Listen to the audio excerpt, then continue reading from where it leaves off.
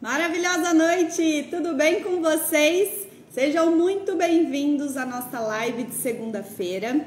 É um prazer estar aqui com vocês, compartilhando conhecimento, compartilhando um pouquinho das experiências que eu venho aprendendo nessa nova jornada como terapeuta. E em breve teremos agenda aberta para quem está me perguntando lá no direct ou ao vivo, quando teremos agenda aberta. Então, em breve teremos agenda aberta para passar comigo.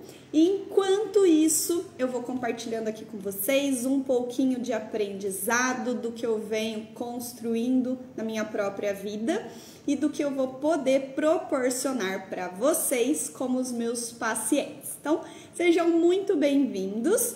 Hoje a gente vai falar um pouquinho sobre padrão de vitimista, que a maioria dos seres humanos tem esse comportamento ao longo da sua vida, ou em alguns momentos ou com algumas pessoas nós assumimos esse padrão de vítimas e como isso, inclusive, ao longo da nossa jornada, ao longo da nossa vida, pode, inclusive, nos levar a ficar doentes ou podermos ser aquelas pessoas que têm imunidade lá embaixo e qualquer brisa que muda o tempo pode deixar a pessoa super doente e ela acredita que ela é extremamente frágil, quando na verdade essa fragilidade está muito mais ligada ao seu emocional.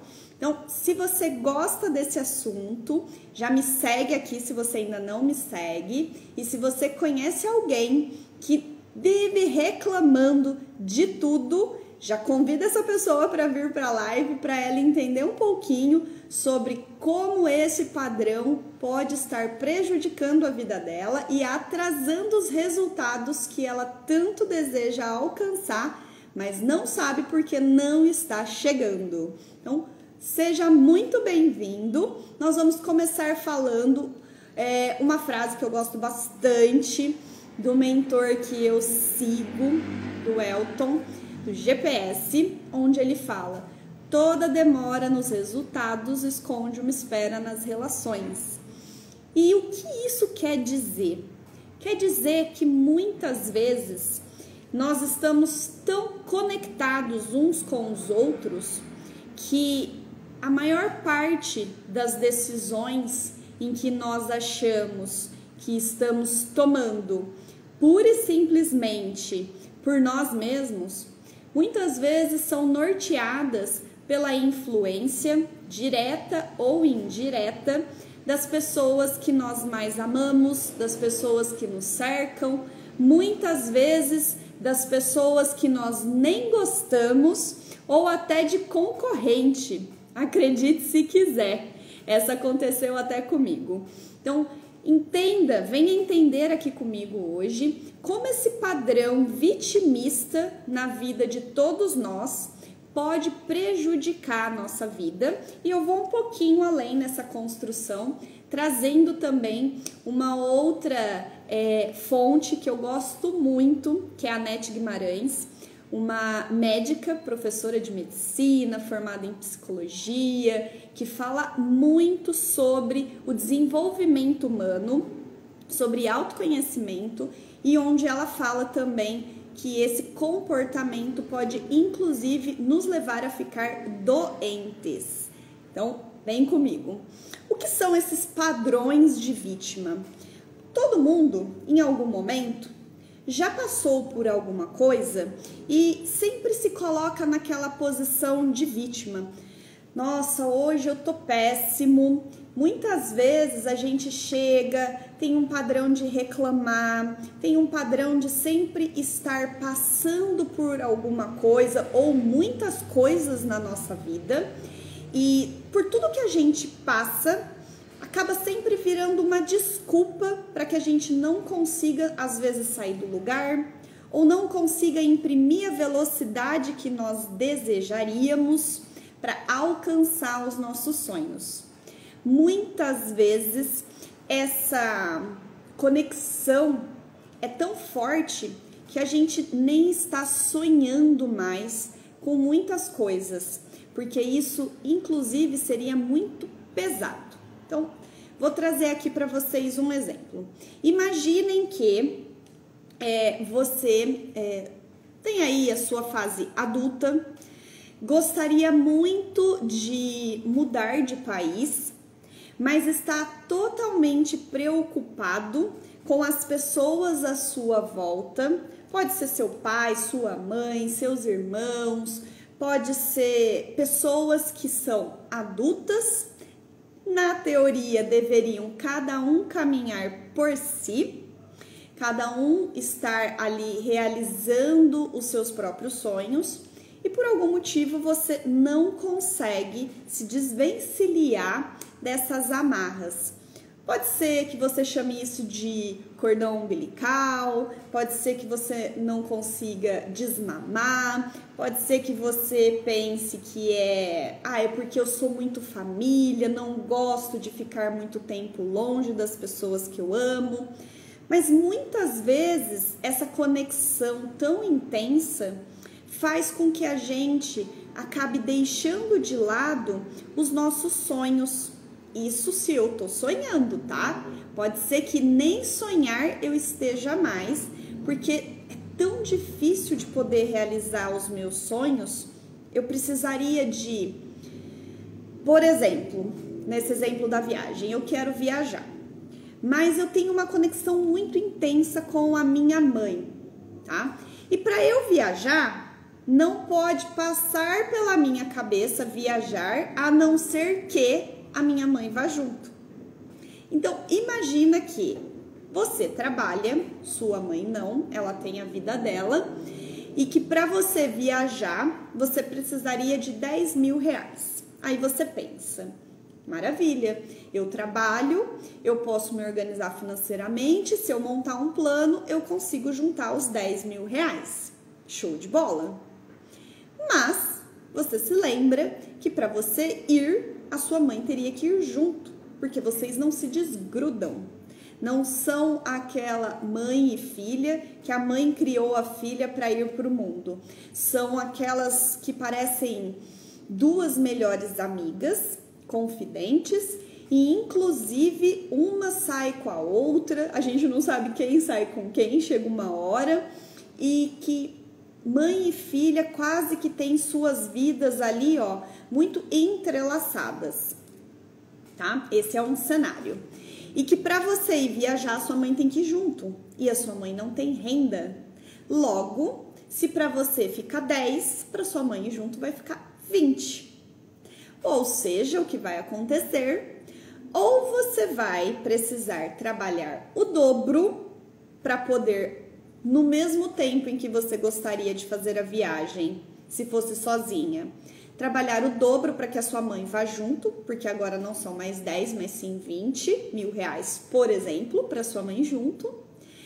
Isso fica mais pesado muitas vezes, porque às vezes você não vai conseguir realizar o dobro de trabalho no seu mesmo emprego, talvez você tenha que arrumar um outro trabalho, ou você vai precisar, em vez de 1 ano para executar o seu plano, você vai precisar de 2 ou 3 anos para executar esse plano. Entende como vai ficando mais difícil quando você precisa colocar outras pessoas no seu rolê, outras pessoas que são dependentes de você e que não deveriam mais ser dependentes de você? Isso vai acabando ficando pesado. O que acontece muitas vezes? Muitas vezes a gente acaba desistindo dessa viagem. Ou acaba, se eu preciso de 10 e eu tinha 10, e para levar a minha mãe eu preciso de 20, então o que eu acabo fazendo? Escolhendo uma viagem que custa 5, porque eu tenho 10, aí os outros 5 eu levo a minha mãe e vamos as duas juntas. Mas, de repente, não era aquele destino que você queria. E aí a gente vai percebendo um pouquinho como essas relações vão ficando muito misturadas. E aí, se você diz assim, mãe, eu vou viajar, mas eu vou sozinha. Aí vira sua mãe e começa, nossa, mas como você é ingrata, eu fico aqui, cuido das suas roupas, faço o almoço, faço a janta, limpo a casa para que você possa ficar bem tranquila. E isso morando, né, você com a sua mãe, neste exemplo. E agora, na hora de se divertir, você vai sozinha? Você é muito ingrata. Você não pensa em mim. Quem vai me levar para passear? E aí a gente vai percebendo esse padrão de vítima com esse padrão de vingador que tá ali, que vai se formando, de acusação, que a gente não sabe quando começou, mas a gente sabe que na fase adulta, quando a gente começa a perceber isso, tem como nós resolvermos, porque todas as vezes que nós nos propomos a olhar para as relações das nossas vidas com as pessoas, conosco mesmo, com as coisas, nossa relação com o dinheiro, por exemplo, a gente vai começando a entender como esse movimento acontece na vida de cada um de nós. E é por isso que é tão importante para quem deseja sair do lugar de onde está e chegar ao lugar aonde sonha, que a gente coloque um olhar no autoconhecimento. E além de colocar um olhar no autoconhecimento, que a gente também proponha ações.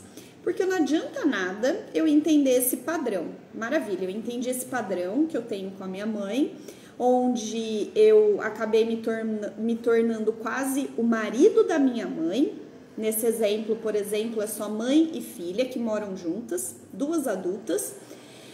E nesse exemplo, a mãe não tem marido, a mãe não tem mais nenhuma intenção de se relacionar com outro homem, e a filha acaba ficando totalmente amarrada e ocupando um lugar, muitas vezes, de homem da casa, aquele que vai à luta, que provê, que traz o dinheiro, e a mãe acaba ficando ali no lugar do feminino, que cuida do lar. Não é esse, tá? Calma, muita calma.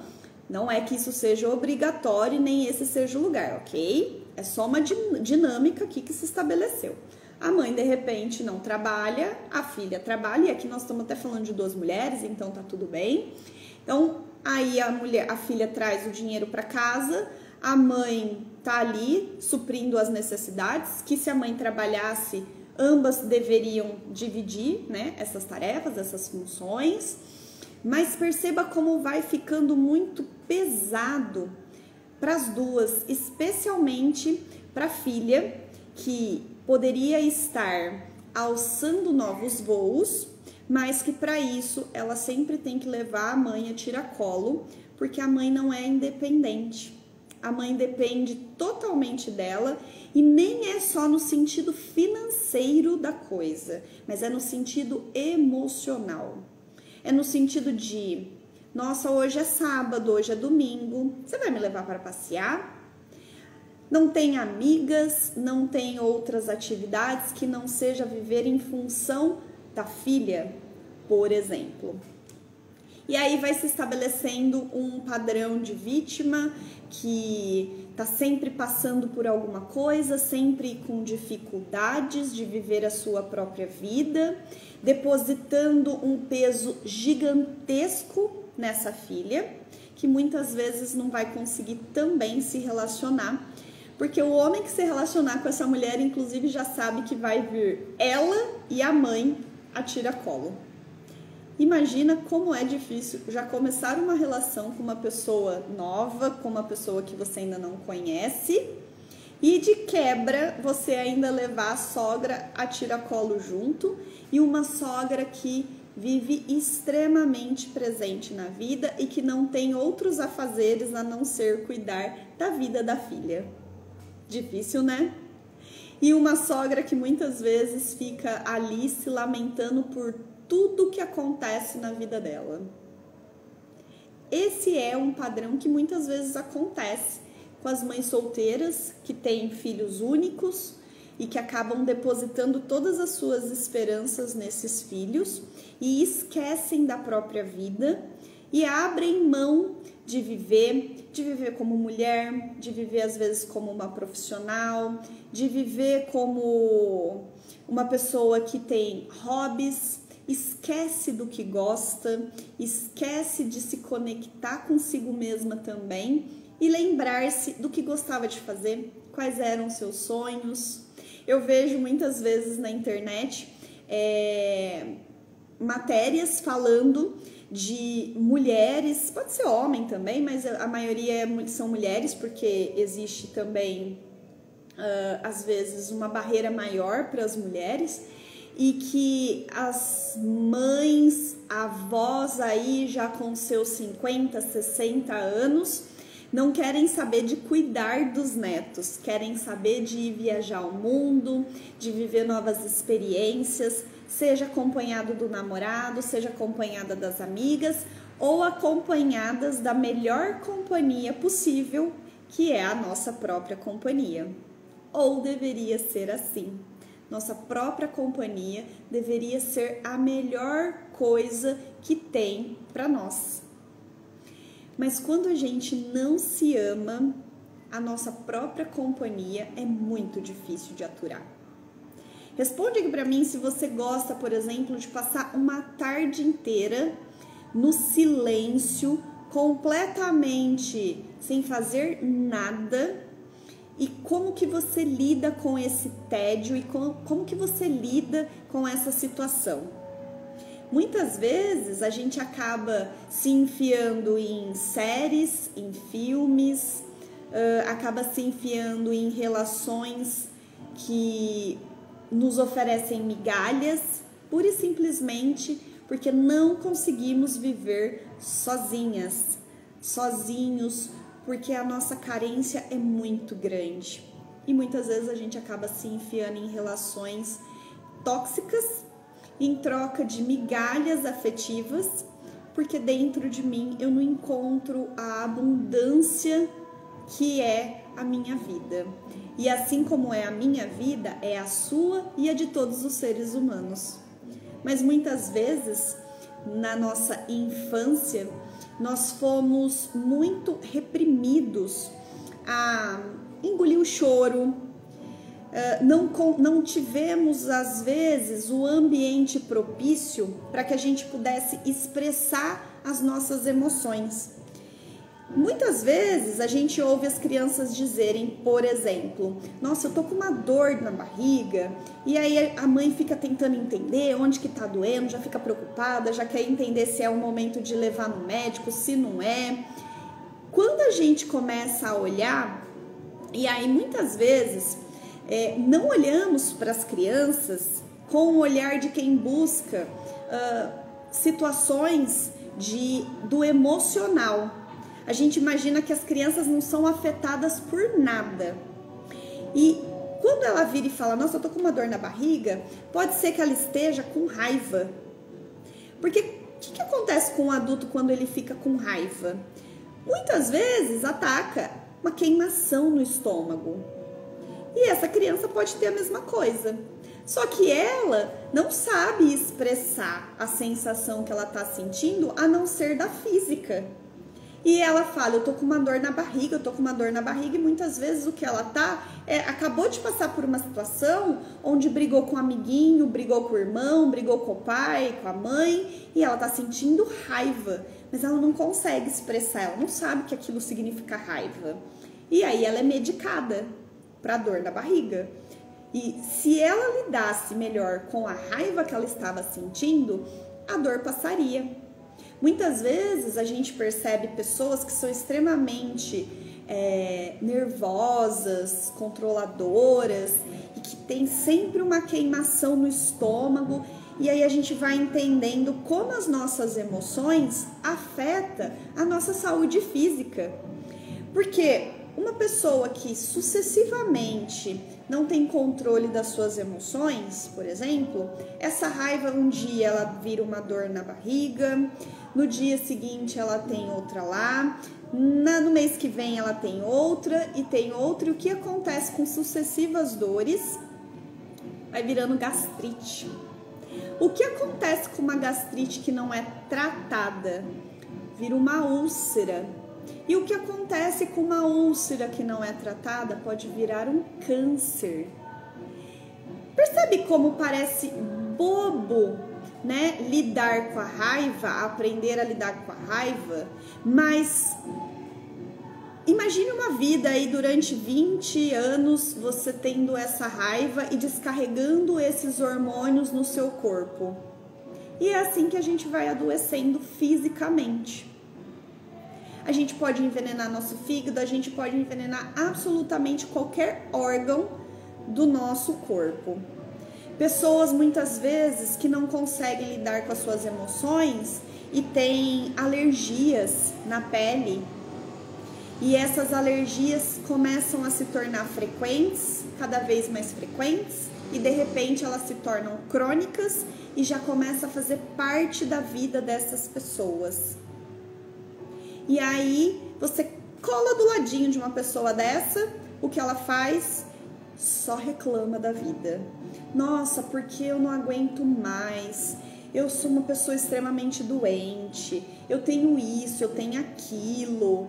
E muitas vezes a gente percebe que existe um padrão da vítima, que a gente chama de vítima natural, que é aquela que só tá passando, ela passa por tudo quanto é doença, e tem aquela que conta o que está passando para ver se ela vai conseguir afetar as suas emoções de alguma forma, para que você se compadeça dela e ela possa atingir algum objetivo.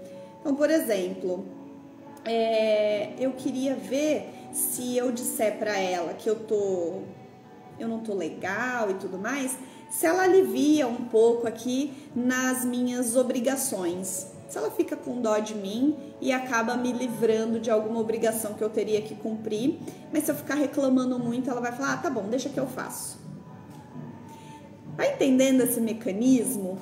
Então a gente sempre tem uma vítima e aquela que vira e fala, deixa que eu faço, acaba se sentindo a rainha da cocada. Ou acaba se sentindo a pessoa que a gente chama de narcisista.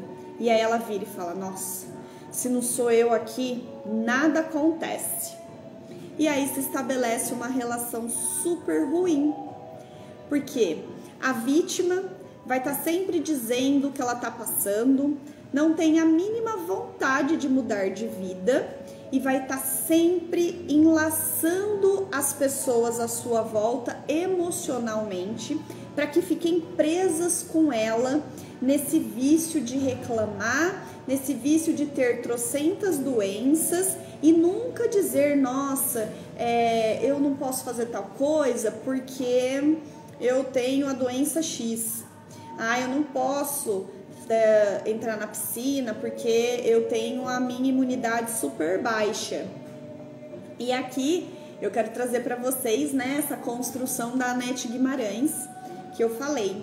Ela explica num simpósio dela de uma forma muito profunda, até porque ela é médica, então tem toda a capacidade técnica de fazer isso, que todas as vezes que nós somos impactados por notícias ruins, então ela disse ali, por exemplo, de jornal que só dá notícia ruim e a gente consome aquilo no café da manhã, por exemplo.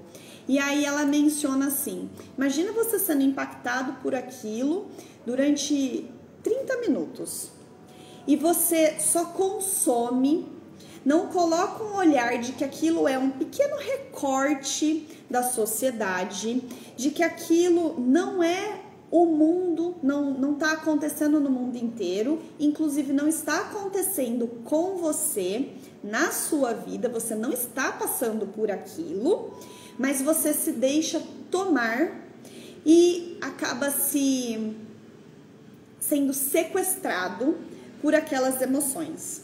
Daqui a pouco você pode estar xingando a televisão, pode estar pensando que a sua vida é ruim, igual a vida daquelas pessoas que está aparecendo na televisão.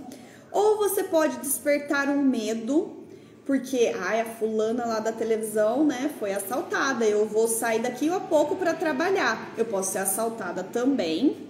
Então perceba como aquilo vai influenciando na sua vida e você só vai consumindo aquilo e trazendo para si como se aquilo fosse a realidade do mundo ou a sua. E ela constrói que, se você não colocar um olhar e não tomar a responsabilidade para você e dizer, isso é do outro, isso aconteceu com o outro, isso não é a minha realidade, ó, olha aqui pros lados e tal, isso não tá acontecendo comigo, eu não tenho controle nenhum de se eu vou ser assaltada ou não no caminho para o meu trabalho, farei a minha parte, tomarei as medidas necessárias para me colocar numa situação segura. Porém, se eu vou ser assaltado ou não está no meu controle. Então não adianta eu ficar pensando nisso. Mas, quando eu fico me preocupando por demasia, ela coloca que isso acaba virando um lixo mental na nossa cabeça. E ela diz que esse lixo mental acaba prejudicando a nossa imunidade. Ela fala que para cada 30 minutos de jornal, nessa passividade de você consumindo só tragédias, você abaixa 5 horas da sua imunidade. Parece que é mito, né? Parece que não tem nada a ver uma coisa com a outra, mas isso é ciência e já está comprovado. Então, se vocês quiserem, depois me peçam aqui no direct que eu passo o link para vocês desse vídeo onde ela fala sobre isso, né? Uma médica, professora de faculdade de medicina que explica como as nossas emoções podem afetar a nossa saúde física. Olha que interessante. Tem um outro exemplo de um livro que eu li no grupo de estudos que eu participo, aonde ele fala também da raiva que uma mulher, quando chegou para ser atendida numa casa espírita, e ela estava com problemas no fígado, problemas graves no fígado. E o mentor conta que esse problema estava sendo gerado porque ela era uma pessoa extremamente intolerante dentro de casa. E ela era intolerante há muitas décadas. Logo, ela foi envenenando o próprio corpo década a década. E aí aquilo ficou pequenininho, ela não tomou uma atitude, não olhou para dentro e tentou imaginar por que eu sou tão irritada com as coisas que a minha família faz para mim? Por que quando a minha família faz alguma coisa, isso impacta tão profundamente na minha vida, isso me tira tanto do eixo e isso me deixa tão nervosa? Porque o X da questão do autoconhecimento não é olhar e virar e falar assim, nossa, a minha mãe me tira do sério, meu pai me tira do sério, meu chefe me tira do sério, meus filhos me tiram do sério. O X da questão é, por que o que essa pessoa faz me tira do sério? Porque é aqui onde está a grande charada. Essa pessoa, quando ela me tira do sério, a gente está dando poder para ela. Poder porque se ela tem condições de afetar as minhas emoções, é porque ela tem condições, inclusive, de determinar as minhas atitudes muitas vezes. É o caso do que eu estava falando, né, no começo sobre... Eu gostaria muito de viajar e eu só tenho dinheiro para levar a mim mesma, mas eu preciso levar a minha mãe, porque se eu não levar a minha mãe, ela vai virar e dizer, você é uma filha horrível, você é uma filha que não pensa na mãe, você é uma filha ingrata porque eu... E aí ela começa aquele rosário de coisas que ela abriu mão na vida dela para que a filha pudesse ter, esperando em troca que a filha fizesse para ela logo em seguida. E percebe como isso vai ficando pesado? A verdadeira caridade, por exemplo, é aquela que a mão esquerda não sabe o que a direita está fazendo. Certo? Esse é o ensinamento que Jesus ali colocou para nós. Mas os pais não dizem que fazem tudo por amor, sem esperar nada em troca? Sendo assim, Se um pai vira e fala, você é uma filha ingrata, agora que você tá ganhando dinheiro, você não vai me levar para passear junto, você não vai comprar a casa dos meus sonhos, você não vai isso, você não vai aquilo, ele não depositou ali em você uma aplicação e agora ele está esperando receber o retorno sobre isso? Muitas vezes essas relações a gente nem percebe, mas elas acontecem e aí elas tornam a vida das pessoas que estão nessa dinâmica muito pesada, porque faz com que quem tinha que carregar um só, agora tem que carregar dois, ou às vezes tem que carregar três, a si próprio, a mãe, e muitas vezes se tiver uma irmãzinha mais nova ou um irmãozinho mais novo, por exemplo, tem que pensar em carregar esse outro. E nesse rolê já todo mundo perdeu o seu papel. A filha já saiu do papel de filha, já está no lugar de mãe, a mãe já passou para o lugar de filha, o irmão mais novo já passou para o lugar de filho dessa irmã, e aí a zorra tá solta, porque ninguém vive bem fora do seu quadrado. E todas as vezes que a gente vai propor um processo terapêutico, a primeira coisa que precisa acontecer é cada um voltar para o seu quadrado. A mãe voltar para o seu papel de mãe, a filha voltar para o papel de filha, o irmão voltar para o lugar de irmão, porque senão fica todo mundo se vitimizando, dizendo o que está passando e torna as relações muito pesadas. E aí parece que é sempre uma relação de barganha, de troca, de espera que o outro faça por nós. E nós, quando vamos fazer e tomar a responsabilidade para nós mesmos? E aqui, né, a nossa construção é marido e mulher. As emoções de um devem impactar nas emoções do outro, no sentido de meu marido, o que ele faz impacta na vida, né, da esposa, e o que a esposa faz impacta na vida do marido. Agora, o que a sogra faz não deveria impactar na vida do casal. E é por isso que muitas vezes acontecem tantas brigas entre nora e sogra, entre genro e sogro, porque as relações, os limites não ficam claros e bem estabelecidos. Onde muitas vezes os avós querem dar tanto pitaco na criação dos filhos e acaba interferindo na forma como os filhos querem criar agora os seus filhos. E aí essa relação vai ficando muito bagunçada. Eu vejo muitas vezes essas relações emaranhadas na loja. Muitas vezes, e assim, né, a minha experiência com mulheres, ela é gigante. São 23 anos de experiência atendendo mulheres num ramo extremamente íntimo, que é moda íntima e tudo mais.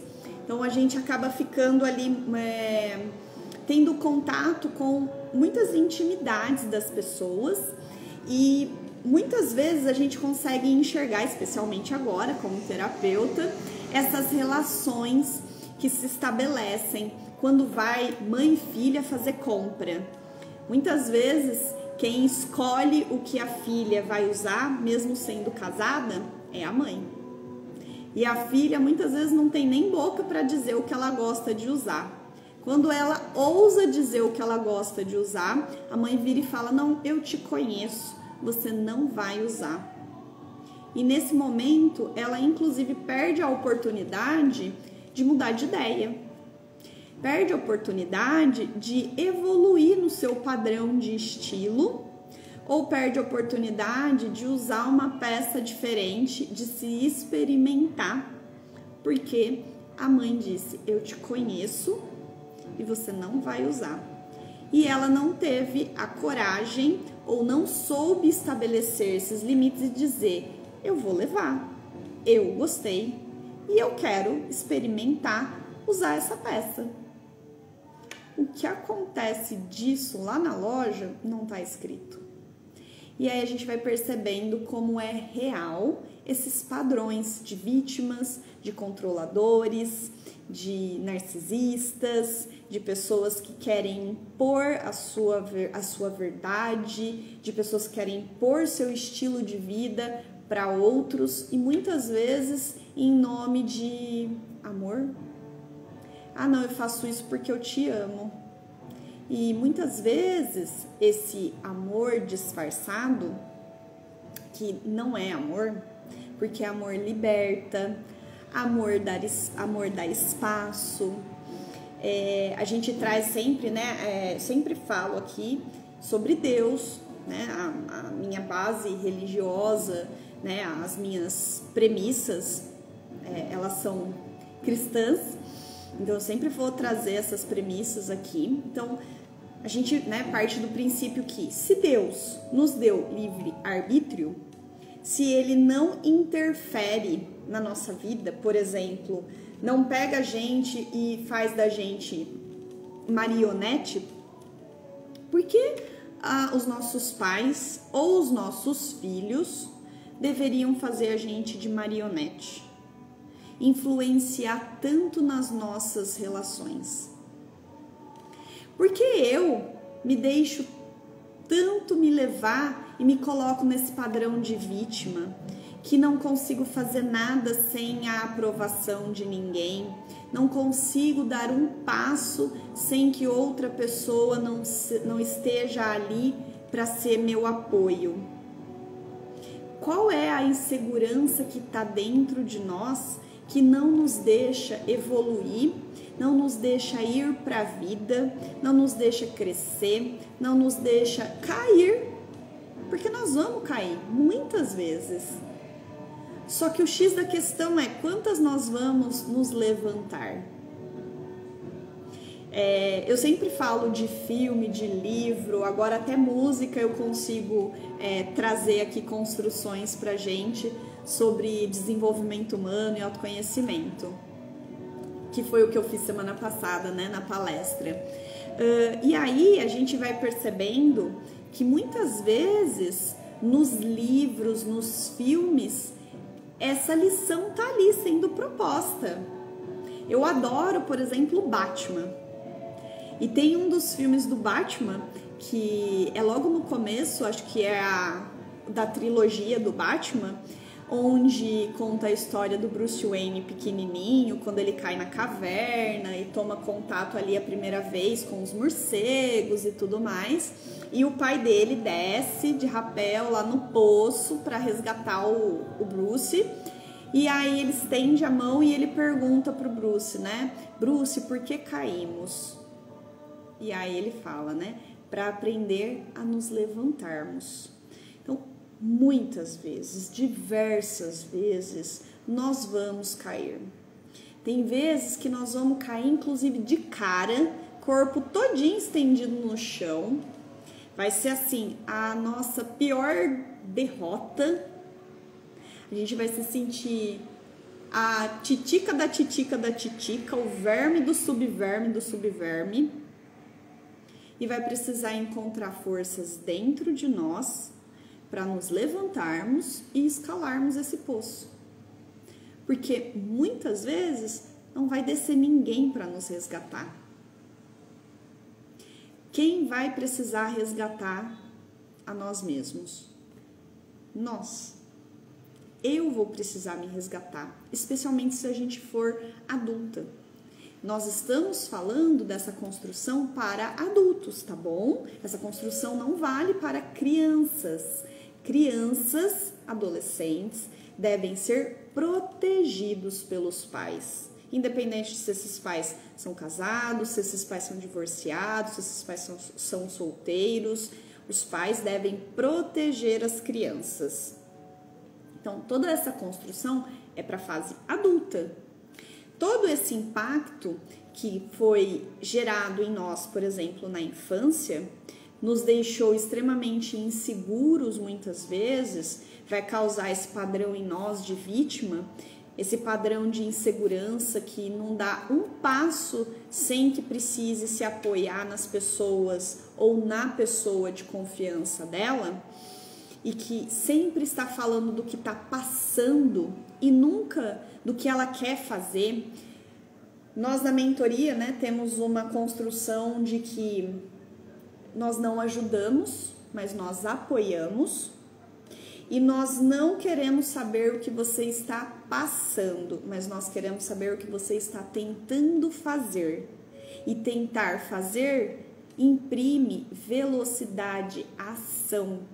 Você precisa ter ação na sua vida. Por quê? Eu estou, por exemplo, agora eu estou com a loja à venda, para que eu possa realizar o meu sonho de trabalhar como terapeuta e outros sonhos que eu tenho. E como terapeuta, eu não tenho problema com a localização geográfica, de onde eu estiver, eu posso atender. Então, eu quero vender a minha loja. Agora, faz sentido eu dizer, quero vender a minha loja, mas não fazer nada para que isso aconteça? Ficar deitada na minha cama chorando que a loja não foi vendida? Onde está a minha postura, o meu papel, a minha responsabilidade de levantar todos os dias e buscar técnicas e buscar pessoas que possam ser possíveis clientes para comprar minha loja, que possam conectar com outras pessoas que possam querer estar comprando a minha loja ou querendo empreender. Então, onde está, por exemplo, o meu controle? Meu controle está em todas as manhãs levantar, ir trabalhar, colocar ali as técnicas de venda que eu conheço, para que elas possam chegar até pessoas. Agora, como isso vai acontecer, não tem como eu saber. Para quem eu vou vender, também não tem como eu saber. E aí a gente vai entendendo até que ponto a gente controla a situação e até que ponto a gente precisa deixar soltar. Eu não controlo a temperatura do tempo, mas eu controlo o meu humor em relação à temperatura do tempo que tá lá fora. Então, como eu me posiciono se tiver muito calor? Muitas pessoas, quando está muito calor, ficam reclamando horrores, porque elas soam, porque elas transpiram, porque elas ficam cansadas e tudo mais. Outras pessoas, quando está extremamente frio, reclamam, porque tá muito frio, porque não tem roupa, porque não adianta, porque sai muito encapotada, porque parece um robozinho de tanta roupa e não sei o que. Mas a gente controla o tempo, a temperatura. Se for dentro de casa, controla, né? Você pode ligar o ar-condicionado, pode ligar o aquecedor e estabilizar a temperatura na que é ideal para você. Mas lá fora a gente controla? Não controlamos. Para os cristãos, a gente acredita que quem controla a temperatura é Deus, ou São Pedro, mas a gente não controla. Mas a gente pode controlar nossa percepção do tempo, né, do clima lá fora. Como eu me comporto com o clima que está lá fora. Eu vou ficar reclamando do clima? Ou eu posso me organizar para eu me sentir bem ou me colocar em lugares que vão me deixar bem? Então, se tá muito calor e eu sou muito calorenta, o que eu vou fazer? Eu vou trabalhar num lugar que tem ar-condicionado. Eu não trabalho num lugar que tem ar-condicionado. Aí eu sou muito calorenta e trabalho numa fábrica fechada. O que eu posso fazer para mudar isso? Eu posso estudar. Eu posso, com isso, pleitear uma vaga melhor. E onde o meu estudo pode ser aplicado, as pessoas trabalham no escritório e lá no escritório tem ar-condicionado. Percebe que aí eu vou construindo uma jornada onde eu tenho controle para me colocar na situação que eu quero, em vez de só ficar lá no chão de fábrica por 20 anos, dizendo que não aguenta mais trabalhar nesse calor. Se sentindo a pior pessoa do mundo, ou porque Deus esqueceu de mim, porque eu tô aqui e nada acontece. Maravilha, mas o que você faz acontecer na sua vida? Qual ação você imprime na sua vida? Você tem movimento na sua vida? Ou para você é só reclamar, só se colocar na posição de vítima? Eu quero emagrecer, maravilha. Aí a primeira coisa, eu não tenho dinheiro. Tá, beleza, mas emagrecer não tá ligada a dinheiro, muitas vezes. Emagrecer tá ligado a você entender porque você come mais do que o seu corpo precisa, porque é assim que a gente engorda, se não tiver nenhum distúrbio, nenhum problema, né, que cause ali um ganho de peso, que não tem relação com o tanto de comida que você consome, que não é assim tão frequente, né? Por exemplo, a tireoide ou alguma coisa do tipo, pode ser, mas na maioria, não. Na maioria das vezes é o consumo de comida que é muito além da quantidade que o corpo de fato necessita. Nesse momento que a gente entende que a gente está comendo as emoções, sim, sabe? A gente está comendo porque muitas vezes o que eu queria estar fazendo era falando para as pessoas o que eu tô sentindo, ou alguém me fez algo que me machucou profundamente, mas eu não tenho coragem de dizer para essa pessoa que isso que ela fez me machucou. Em vez de dizer para a pessoa, o que eu faço? Como para lidar com essa dor de ter sido tão machucada, só que eu não tive coragem de expor. Não tive coragem muitas vezes de dizer não. Às vezes eu como para me esconder de um problema que eu tenho. Para não encarar esse problema, eu vou lá e como. E aí eu preciso emagrecer, mas cadê a atitude, cadê a ação? Para emagrecer, dinheiro não tá ligado. Até porque, para você se alimentar bem, tem muita comida, especialmente em lugares, por exemplo, aqui no interior, onde você tem condições de fazer feira, de ir ao mercado. Eu vou falar por mim, tá? Todas as vezes que eu fui ao mercado e me perdi na feirinha ali, né, consumi tudo que tinha ali de legumes, verduras e tudo mais, e dali fui embora e não passei muito pelos industrializados, não passei muito pelas guloseimas, a minha conta ficava muito mais barata do que quando eu ia comprar outras guloseimas, outras coisas. Então, será que realmente tá ligado a dinheiro? Será que você quer abrir mão desse conforto imediato que é comer dessa dopamina barata em troca de fazer essa imersão nos seus sentimentos, no que você está sentindo? Muitas vezes não. E aí vai continuar nesse padrão. E aí pode fazer o que quiser que não vai emagrecer. Porque consome muito mais caloria do que precisa. Muitas vezes eu preciso desse peso para carregar meu pai, minha mãe, minha família nas costas. Então esse peso tem ali a função de ser força na minha vida. Muitas vezes o peso tem a função de me esconder do meu marido, me esconder nas relações, para passar desapercebida. Então o peso aqui a gente pode depois numa próxima live falar um pouquinho mais sobre isso. Então a gente está falando hoje sobre vítima, né? Sobre o padrão de vítima que nós temos. Todos nós vamos reclamar, não tem jeito. É do ser humano essa condição. Mas tem pessoas que parecem vitimistas patológicas. Aquelas que a gente olha para ela e já fala, nossa, eu não posso encostar nessa pessoa que ela só reclama e não faz nada. Aquelas pessoas que vão há 10 anos no psicólogo, no terapeuta ou qualquer coisa do tipo e sempre reclamam do mesmo problema, do mesmo jeito, da mesma forma. E aí não conseguiu trazer nenhuma ação para isso. Vai continuar. Então, perceba que reclamar, a gente vai acabar reclamando uma hora ou outra. Mas por quanto tempo nós vamos nos demorar na reclamação? Depois da reclamação, eu quero mudar? O que eu vou fazer para mudar isso, essa situação? Qual atitude, qual ação eu vou tomar para sair de um padrão de vítima para um padrão de quem realiza alguma coisa? Se tá doendo, eu preciso fazer algo para parar de doer.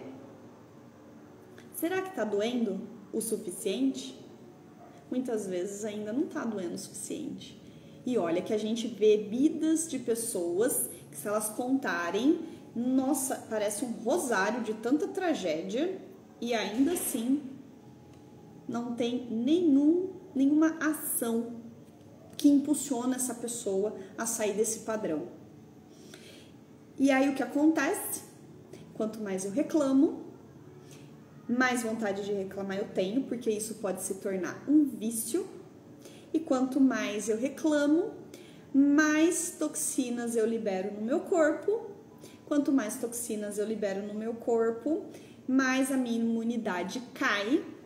Minha imunidade caindo, mais doente eu fico. Quanto mais doente eu fico, mais eu reclamo porque não paro de ficar doente. Quando eu reclamo que não paro de ficar doente, mais toxina eu libero no meu corpo, mais doente eu fico. E percebe como esse ciclo vicioso não tem fim? Então, ou a gente imprime uma saída pela tangente nesse ciclo vicioso de reclamação, sai desse padrão de vítima e se coloca ali num padrão de que eu estou passando por isso, mas agora eu quero fazer outra coisa da minha vida, que não só ser um vitimista. E aí eu começo a melhorar as coisas, eu começo a colocar ação na minha vida e logo eu trago inclusive saúde para o meu corpo, porque eu já não estou mais liberando toxinas que prejudicam a minha imunidade. Já não passa uma brisa lá e me deixa constipada. Gente, fez sentido para vocês essa construção? Vocês gostaram? Se vocês gostaram, comenta aqui para mim. É bem importante para ajudar no engajamento, para ajudar a chegar esse conteúdo para mais pessoas, para os vitimistas de plantão, para as pessoas que só reclamam da vida, para que elas entendam que muitas vezes elas mesmas estão causando as próprias doenças das quais elas reclamam na própria vida. E aí a gente percebe como nosso livre-arbítrio pode, de fato, estar sendo exercido. Nós estamos escolhendo colocar positividade, colocar ação em direção aos nossos sonhos, ou nós estamos colocando movimento e energia em direção a tudo aquilo que a gente reclama e não faz nada para mudar, e parece que a gente vai ser a próxima Gabriela, né? Eu nasci assim, eu vivi assim, eu vou ser sempre assim, Gabriela.